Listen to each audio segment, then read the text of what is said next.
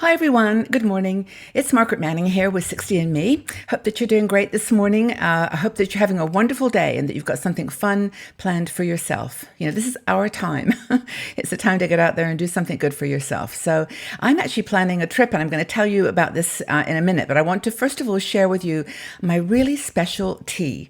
Now, I do tea that kind of reveals every morning because I love tea, and I think it's one of those drinks that they're so intriguing, and the combinations now that people are putting together are fascinating. But I purchased this little box of tea. I showed it to you before. It's a collection of happiness teas. It's in German, so I'm having to do translation, but it's got an assortment of teas, and the one I've chosen today is in the blue packet. And I had to do a translation because I couldn't understand. But basically, this tea is all about living with less. And it says something like, it's better to downsize and live with less than have more. And so this is my little simplicity tea this morning. Hope you got a cup of tea or coffee. And yeah, I like this one. They're all different. They're all like one spice. This, I think, is a green tea. But anyway, it's good. So I hope you're having fun today. I've got, as I mentioned, a trip planned. I'm going to take a very short little journey to Porto in Portugal. You may be watching this after I've returned, but I'm going to just go over with you my planning for the trip, and also refer to an article by Lynn Clare, who's one of our bloggers. And she and I kind of have a similar approach to packing and planning. So I want to share it with you. Now, I'm going for 3 days. Not a long trip. The idea is to do a short one-day cruise on the Douro River. So I can share it with our sisters on the She Cruises website, which I think some of you know about now. We got a little site we put together that's going to bring women who love to cruise together. And we've got some trips planned. And I wanted to experience a little river cruise on the Douro. It's one of those rivers well known. Sometimes you can spend 10 days going up it, and lots of cruise lines do this. But I'm going to do a short 1 day up and down the river, and then write about it and do a video. But my planning for it is really fun this time because I'm not going for long. So I've been able to really kind of think about the whole planning process in a very positive and simple way. It's been completely stress-free. I mean, partly because I know I'm not going to a place where I can't buy bandages or I can't buy nail polish. There are things that in Porto I can get everything I need. And Porto is I don't know if it's the second largest, but it's north of Lisbon, which is the capital of Portugal. But anyway, I'm going for these very short 3 days, and wanted to share with you my planning and Lynn's planning as well. So, like she says in this article, I'll leave a link to it. Most of our trips involve maybe a train or a bus, a car to the airport, and then perhaps a train at the other end. And so we use multiple means of transportation, and we need to think about what our shoes, our clothes, our coat, our scarves, what we're going to expect to see. Now, first thing we always do is check the weather. And for me, it looks like sunny skies, 69, 70 degrees. So it's going to be quite pleasant. But, check the weather. First thing, I always do that, because then you can say, rain, I might need some boots, or I might need shoe cover that's more than a sandal. You can really plan ahead by checking the weather. And also, when you think about your packing of clothing, think about where you're going. Are you going to be walking the streets primarily, checking out cafes and bookstores and, restaurants, whatever? Is that your primary activity, walking the streets? Well, in that case, obviously have nice shoes, have some really comfy shoes. Also, for example, I know in Porto that there's some of the old town streets are cobblestone. So it's going to be important that I have some comfy shoes that are good on cobblestones. But it's just that whole thing about minimizing the discomfort by anticipating and thinking ahead. So first thing that Lynn does is to make a list of where she's going. I mean, literally almost what you're doing day by day. And then think about what clothing you can kind of visualize yourself wearing.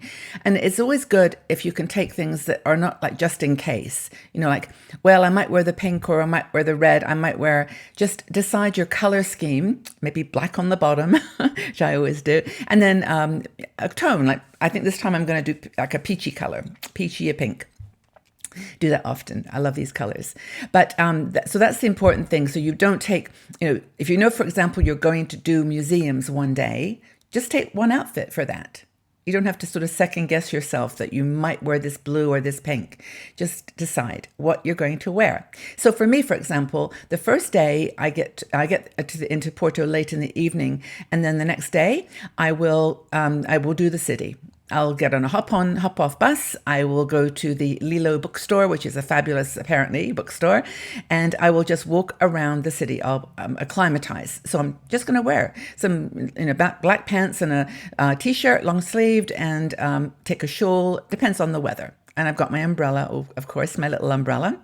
And then the second day, I'm going to go on the cruise on the ship. It's just this 1-day river cruise. So I, again, will make sure I've got something that's a little maybe layered. I'll wear a sleeveless t-shirt, then one on top that's long sleeved, and then I take my shawl with me.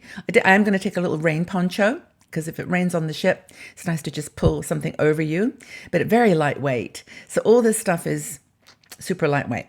So my third day, I'm going to do a tuk-tuk.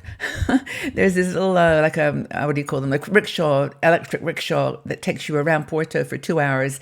And I'm going to do that and just, put my feet up, be shown around the town, and then maybe go to a restaurant, cafe. So again, comfy shoes, black pants, or maybe I've taken on one skirt and a different top, maybe something a little more dressy. I've got one with my rhinestones on it. So that's it. And that's the thing. If you know on those 3 or 4, 6, 7 days what you're going to wear, and you can certainly wear the same thing twice. On a 7-day trip, pack for 3, just double up.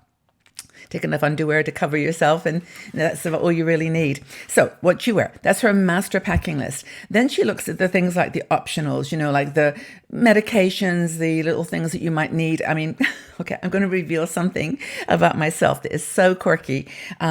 We all put those little things in the bottom of our suitcase, are the just in case. I've got my EpiPen, my medicines, my ankle brace, my lipstick, my frosted apricot, all those little things that make me feel like just in case I need something special, I've got it. But also, I travel with a hot water bottle. And it's not just any hot water bottle, it's a baby one. My son actually bought this for me. It's so cute. Look at this little hot water bottle. Can you see? It's teeny. And it's just got enough space in it to put a little bit of hot water. And at nighttime, when I get really cold, it doesn't matter where I am. I love being warm. I'll just take my little hot water bottle out. It's really, really cool. So that's an important thing to think about. Another thing, of course, is, traveling light in general, but thinking about suitcases. Now, I actually I've discovered after 30 years of traveling that I just don't want to check luggage anymore. And I don't want to really carry a backpack because for me, that's hard. I just don't, it sounds easy to carry a backpack, but when you're in a town and walking half a mile with a big backpack on your back, it can be heavy, and you can get wheelers. And that's what Lina uses. She uses a wheeling backpack, and you can wear it as backpack, also wheel it. That may be ideal for her, and that's really great. I have found that I use a small carry-on hard case suitcase. It is turquoise. It's blue. And it's, for me, perfect. It's got two sides. One side where I put all the loose things in little plastic containers, the makeup and my extra phone charger, my, just little medicines, things like extra pair of glasses, just things like that in that second half. And then on the clothing side, I literally put, this time I've got 2 pairs of pants, 3 t-shirts, underwear, one heavy, not heavy, but sort of warm sweater, and my poncho, like a little, it's quite lightweight. I think that's a couple of scarves. That's really it. Maybe I think I've got one more necklace. And of course I'm going to wear a few things I can shift around too on the plane.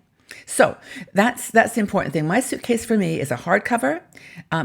You're surprised how much you can get in it, and it doesn't have the habit of expanding, like stretching things in there. So it gets a soft one can get expanded, and this one is just very contained, and it works for me. So that's it. Also, I put this is one of my little travel secrets. I take a backpack, like a small one, a very, very lightweight backpack.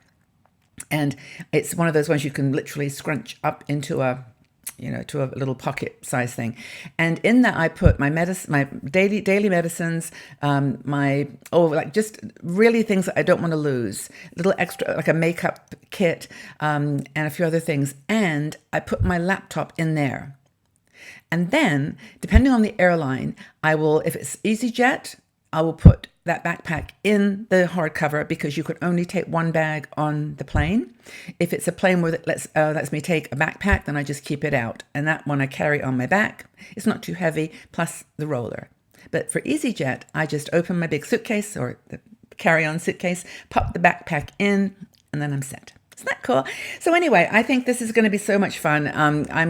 And I appreciate Lynn sharing her stories too, because the whole point of this travel thing is to have fun, don't have any stress, just relax, and just enjoy yourself. I also would like to close with just one comment, and that is when I'm traveling, I always try to be kind. I go on my trips with that in my mind. And even if I meet the grumpiest people and they're meanest people in the world, serving me, they don't like having tourists in their town. They don't, you can find all kinds of people who are struggling. People are struggling. And I always try to keep an open heart and an open mind. And that's one thing you can pack with you completely free of charge. So I think that my card for today from my little deck is live courageously. Get out there and move, travel, explore, have a wonderful, wonderful time wherever you're going this spring or summer or winter, whenever you're watching this. And know that I really appreciate you here. Have a great, great day, everybody. Talk again soon. Bye-bye for now.